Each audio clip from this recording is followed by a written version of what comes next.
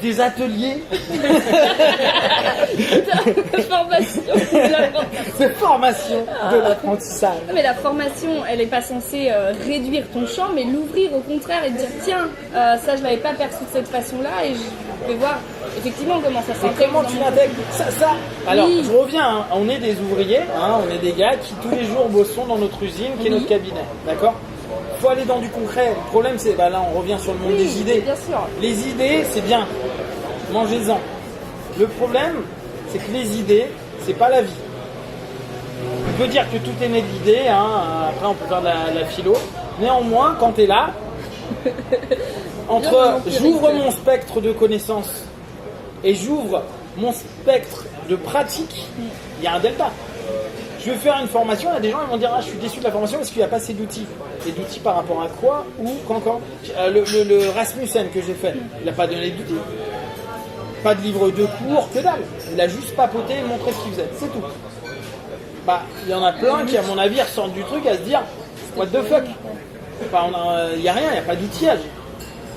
Alors qu'il t'a donné le fond de sa pensée, de sa théorie à lui, et qu'après tu fais ce que tu veux. Méthodo, final, voilà. C'est sa manière de taffer avec une démonstration. Mais bien sûr que ça doit nous ouvrir, sauf que le problème, si c'est compartimenter les choses et dire j'ai une nouvelle truc, à la place de dire ouais mais je pourrais faire ça, ou ça, t'as vu c'est branlant, ouais parce que peut-être que il y a peut-être ça que je dois changer dans ma théorie pour commencer à aller là. Sauf que ça fait chier. Parce que là, on est bien avec ça. On sait qu'on peut mettre du café. Et c'est ça qui va nous... qui peut être problématique. S'ouvrir l'esprit sur la formation, oui.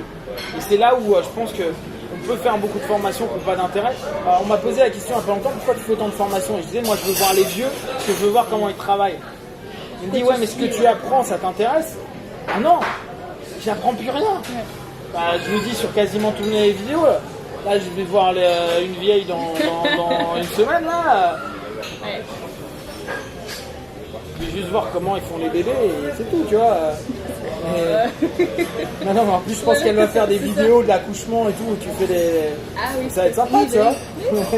C'est les moments cool. Non, mais dans l'absolu, ça au moins je l'ai pas vu. Je l'ai pas vu en live. Je l'ai pas vu en live. Donc, non, je prends l'info. Mais dans l'absolu, tu te dis, ok, mais qu'est-ce que tu apprends ? Il faut savoir la motivation avec laquelle on va en formation. Si c'est juste se dire, je prends de nouveaux outils, la question est, tu prends de nouveaux outils pour quelle théorie ? Parce que tu fais une théorie hellmanienne, cool, mais si tu dis, je vais faire l'éricksonien pour compléter mon hellmanien, je suis d'accord, c'est top. Comment tu vas fusionner les deux ? Mais quand je chante le mec, il est en résistance, je fais de l'indirect. Ouais. Bien sûr, tu as commencé en du direct et d'un coup tu pars en métaphorique. Comment tu fais ta transition ? Quand est-ce que tu sais quelle transition stratégique tu mets en place ? Pourquoi ? Qu'est-ce qu'une résistance ? Parce que ça se trouve, c'est juste ta suggestion directe qui était merdique. Et c'est là où je pense qu'il faudrait faire des ateliers. Mais où il y a le temps de structuration de la pensée et de se dire ok, j'ai telle théorie, il y a telle théorie, on va dire voilà, il y a la théorie freudienne, la théorie athée, et on va prendre l'énéagramme. Alors bon, le problème des énéagrammes, c'est qu'ils veulent tout faire rentrer dans l'énéagramme, mais au moins ce qui est génial dedans, c'est que ils passent leur temps à se dire mais dans notre monde à nous, avec notre modèle, alors on s'ouvre, mais en fait on est réducteur. Oui, parce on ramène vers un modèle théorique qui est celui qui enferme. Un modèle théorique par essence t'enferme. C'est pour ça que je vous dis. Mais le modèle théorique il est censé être basé sur énormément de pratiques qui a permis la théorie. Mais oui, mais le problème c'est si tu rajoutes un nouvel élément dans ta théorie, ta pratique change, donc ta théorie va changer. Ouais. Donc en fait, sur quoi tu. Moi je suis vraiment sur cette notion. Notre base doit venir de la pratique. Tout ce qui va être les postulats de et si des idées, je m'en tape. Enfin, concrètement, tu peux me faire une thèse de 2 heures, là ce que je suis en train de vous raconter, on s'en branle. Ce qui est intéressant, c'est ok, aller en formation, et après intégrer ça, et après, là sur le terrain, qu'est-ce que tu as fait ? c'est ta nouvelle formation, où est-ce qu'elle est dedans? Vas-y, tu me fais une séance, t'as appris un nouveau truc, montre-moi ce que tu fais. Mais par rapport à ce que tu connais déjà. Pas en me faisant, type, je fais de l'hypnose, je viens d'apprendre de l'EFT, et je fais une séance de l'EFT. Ah, tu l'as pas intégré à ton hypnose. Tu fais de l'EFT et puis d'hypnose. Oui, mais au départ, j'ai fait une métaphore. Tu fais de l'EFT, plus d'hypnose.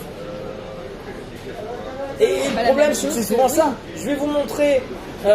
Moi, je m'en rends compte là sur les petites vidéos que je tente de faire. Vu que je sais pas avec quoi les gars viennent pour les sessions de cross-thérapie, j'ai aucune idée de ce que je vais faire. Et je me dis, j'aimerais bien montrer ça. Sauf que, vu que je sais pas ce qui va se passer, je peux rien montrer du tout. Là, le mec qui vient pour la clope, moi je savais pas qu'il allait parler de clope. Moi qui m'étais dit, cool, je vais tenter de faire un truc en new code, des trucs pour montrer aux gens ce que ça peut être. Mais c'est dead. C'est dead parce que moi, dans mon cadre, qui est quand même ma théorie de l'accompagnement, même si c'est en one shot, c'est me dire, ouais, mais il est plus intéressant d'aller découvrir les motivations plutôt que simplement travailler sur la clope, que j'aurais pu éventuellement travailler sur un travail en truc, mais qu'on a vu au bout d'un moment que c'était pas son problème. Donc j'aurais fait une séance dans le vide, pour moi. Tu aurais fait une séance sur son phénomène qui aurait été peut-être parlant pour lui à ce moment-là, mais qui s'avère effectivement n'être pas le... Oui, mais en fait, c'était pas parlant, parce qu'au bout de 10 jamais le cœur du problème. Au bout de 10 minutes, t'as dit que c'était pas parlant. En gros, t'intègres jamais les outils du New Code dans ton système. Mais pour moi, le New Code n'est pas à mettre dans de la thérapie. Non. C'est du coaching, c'est un truc, etc. Mais c'est là où c'est complexe. Par contre, Rasmussen, ça rentre dans moi, où est-ce que j'en suis actuellement, où sur plein de choses on est super d'accord. Donc c'est super simple de rentrer dans le truc de dire mais t'es au courant que c'est ta pensée qui crée ça. C'est suffisamment proche de ton système déjà. Ça rapproche tellement de mon système que dans lequel je suis que pour moi je me dis on est d'accord. Mais parce que en fait les théories se rapprochent, on y arrive. La théorie New Code, de la ramener dans le truc, comment je vais l'intégrer dans mon taf? Donc je préfère pour ça avoir un autre truc. Je vais faire des vidéos, je vais faire des ateliers New Code, etc. PNL un peu rigolo. Mais c'est pas ce que tu voulais faire au travers de la cross-thérapie. Enfin, pas de la cross-thérapie, mais de ces le problème de la cross-thérapie, c'est qu'au départ, moi j'étais parti à apprendre les meilleurs outils de trucs. Mais tu vois, avec les années, tu dis, le problème, c'est qu'il faut que tu aies quand même une structure de base. C'est-à-dire que la cross-thérapie, c'est pour moi ma discipline qui est la plus changeante. C'est-à-dire que la théorie de ma cross-thérapie, elle change hyper souvent, parce que je me dis là je vais être plutôt analytique, ou je vais être plutôt solutionniste, ou je vais être plutôt dans ce que j'ai fait en session. Mais il n'y a pas un cadre qui est super clean, c'est-à-dire que c'est un peu mon fourre-tout expérimental, moi, la cross-thérapie. T'adaptes en fonction de ce avec... Mais qui n'est pas propre d'un point de vue thérapeutique sur plusieurs sessions. C'est bien sur des one-shots ou sur 2-3 sessions. Sur X truc, t'as pas de stratégie.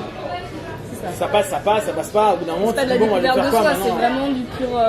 c'est du solutionnisme. Tu l'utilises en pur symptomatique, du coup. Beaucoup plus symptomatique. Mais tu vois, il y a un manque théorique. C'est-à-dire que je peux t'expliquer qu'est-ce que j'ai fait par rapport à telle théorie, mais en fait, si je fais la théorie de la cross-thérapie comme j'avais fait au départ, c'est un peu compliqué. Ça répond toujours à mes changements de transe. Parce que moi, mon truc, c'était modifier une transe pour aller vers une autre transe. Mais bon, voilà, c'est le seul truc théorique qui subsiste, tu vois. Ça reste un peu vague. Ça reste pas vague, c'est hyper concret. C'est hyper concret. C'est la base. Le changement de transe, il peut passer d'une pas bien à une pire. C'est le changement de transe, vrai. Oui, on est bien d'accord. C'est très bien défini là-dessus. Mais donc c'est là où je pense que aujourd'hui, dans le cheminement qu'on a tous dans je veux apprendre plus de choses, c'est se dire ok, je vais apprendre des choses, mais comment je vais travailler avec. Et c'est pas comment dans la pensée ça me fait kiffer j'adore cette théorie là, mais comment dans le concret je vais au quotidien foutre mes mains dans le cambouis avec ça. Et là ça change beaucoup de choses. Parce que si je mets les mains dans le cambouis avec X techniques, comment je fais une ramification sur ma théorie. En gros, ma théorie, c'est le cadre. Plus vous donnez un cadre qui est clair pour vos partenaires, plus lui peut rentrer dans des trans et s'autoriser des choses pendant votre session. Le cadre, c'est primordial. Sans cadre, je vais avoir mon hypnose, je vais voir mon coach.